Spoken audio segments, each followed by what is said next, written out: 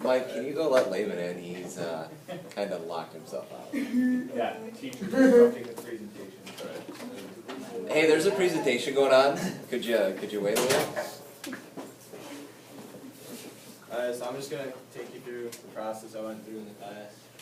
So it started with Gantt chart. I don't know if you guys are familiar with those, but this is basically just like a project outline, so like a schedule that gave me some deadlines so I could keep up with everything.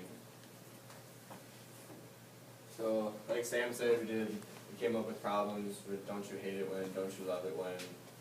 These are just some examples. And we had 60 of those, I think, and then we narrowed it down to 5 at the end. And then from that, we made our problem statement, so we picked our favorite one. And this is mine. In the United States alone, over 2.5 million pounds of soap are wasted every year by throwing away containers with soap still on the bottom. Additionally, millions of pounds of plastic from soap dispensers are thrown into landfills. So, if you look at soap dispensers a lot, when you're all the way through, there'll always be this little amount in the bottom that doesn't come out. So, that's getting wasted when you throw it away. And also you can't recycle it then because there's still stuff in it, and it's, as you can see in this next picture, it's kind of hard to empty out because you fill it with water and it just foams up and it takes forever to get out. So then we had to do some patent searches to make sure there wasn't already something out there that did the same thing. And the only thing that I found that was similar was like the commercial use. So that'd be like some dispensers you see in the bathroom at the school here, something like that. And it's, you know, not attractive or economical for like an average homeowner to put in their house. So some things that people do to solve this problem, some people water down the soap to get more out of the bottle, but that reduces the cleaning ability and it can make the soap really foamy. Some people flip it upside down and let it drain out, but that takes a while and it's pretty inconvenient. And then other people, you could just use bar soap, but my design is going to be for people who use liquid soap. So then we had to contact professionals and get their opinions on the problem to justify it further. So I contacted a representative from Madison Environmental Group, which is a group of engineers and other disciplines. They deal with problem justification of environmental problems. So some quotes from them: society faces a problem of dealing with waste. Since in the U.S. we can typically just go out and buy new soap and toss the old containers in the garbage, not even in the recycling bin, we might be more inclined to throw something away before using it all the way through. Additionally, people should try to reuse or recycle their plastic soap containers in order to keep them out of the landfill. So then the next step was to make our survey. So I just sent out a 4-question survey, I think, to the student body. This is my first question. I just gave them a little background. I just said my problem statement, so they knew what the problem was, and I asked them, on a scale of 1 to 10, how big of a problem do you think it is? And it's generally around a 7. This is 7, this is 8, so somewhere in there. So it's pretty high on the scale. And then question 2, does it bother you when you can't get everything out of the bottom of a soap container? 80% said yes. Question 3, if so, what do you do to solve this problem? About 30% don't do anything, 5% use bar soap, a little over 30% pour it out manually, and a little over 40% dilute their soap.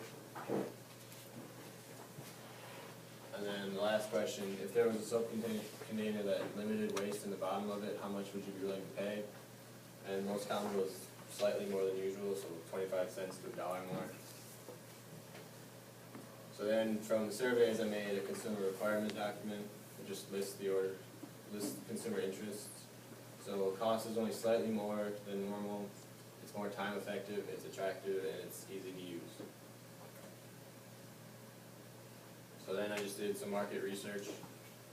So my target market, the people that I'm trying to sell my product to, are people who use non-reusable liquid soap bottles.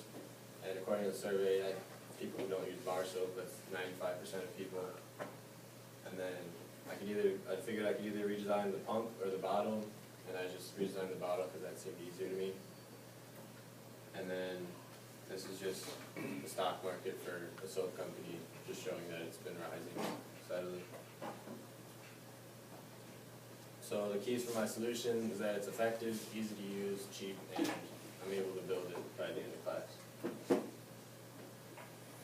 here are some solutions I came up with. This is the one I ended up going with. I don't know how well you can see this, but it ends up, it just comes to a point at the bottom, so the soap kind of collects in the bottom of the container. This is one where it has a floor that pushes up to the top and squeezes the soap out. This one's similar, except the walls push in, and then this one is more like a commercial design where just the gravity sends it down to the bottom. So those are a couple of designs, and then we have to make our decision matrix. So I based it off of how easy it was to build, what it cost, if it met consumer needs, and if it wouldn't take too long to build. And that first idea I showed you ended up winning. So then to build it, I decided to 3D print it.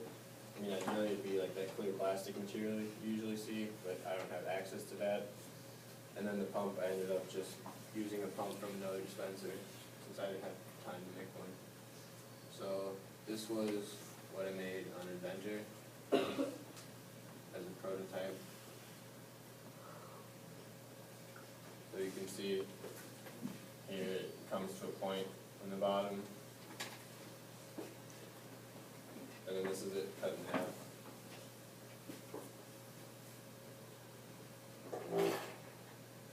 So after I printed it out, I had to test it and take some numbers.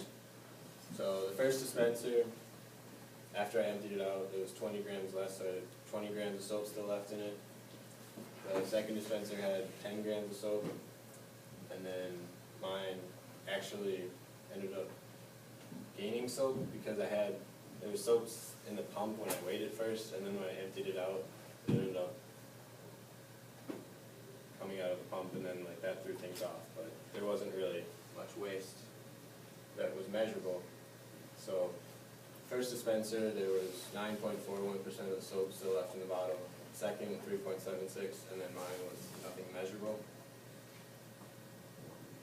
So if 1/5 of the population of Madison used dispenser 1 and then threw away the bottle after the first use, after everyone was done, over a ton of soap would be wasted, and approximately 1.5 tons of plastic would go into landfills. So, as I was saying, there wasn't a measurable amount of soap. There was still a small amount of soap left in the bottom. So I had to redesign my dispenser a little bit. So I just changed the valley so it's not coming from one direction, but both directions, so it comes to a point in the bottom. I'll show you some pictures of that. And then I made slots in the sides, because I ended up having to print my dispenser in 2 halves, and then glue the 2 halves together. So I just made slots so it fits together well.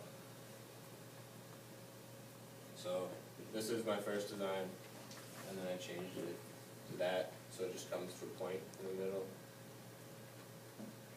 which looks like this. You can kind of see how it slopes down both ways. And then that's what it looks like when it prints out.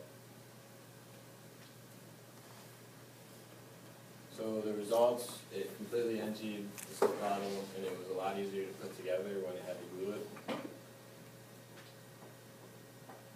The cost of the project is just the cost of 3D printing. So the only thing I'm going to buy with my budget is some new spools and 3D printing material for the school. And the next steps, I'm going to enter my project in a design competition for Project Lead the Way students. And then if I was going to market it, I would find sponsors to help pay for the patent, and then market the idea to companies and manufacturers. So some further justification, it is a problem. Millions of pounds of soap and plastic are wasted every year because of it. According to the survey, people think it's about a 7 on a scale of 1 to 10. 80% of people said it bothered them, and it isn't economically efficient because money's being wasted on all that soap that's being thrown away. People are paying for it, but it's not getting used. So it's not good for the environment, it's not good for the economy, and it just kind of bothers people. And my solution solved the problem. It completed the goal of having no waste. It met all the consumer requirements. It's easy to manufacture, it's cheap to manufacture, it's easy to use, and it's attractive for home use. Thanks for listening. Special thanks to Mr. Lehman and Jody Hosley, she helped us with the patent searching. And those are my questions. Thank you.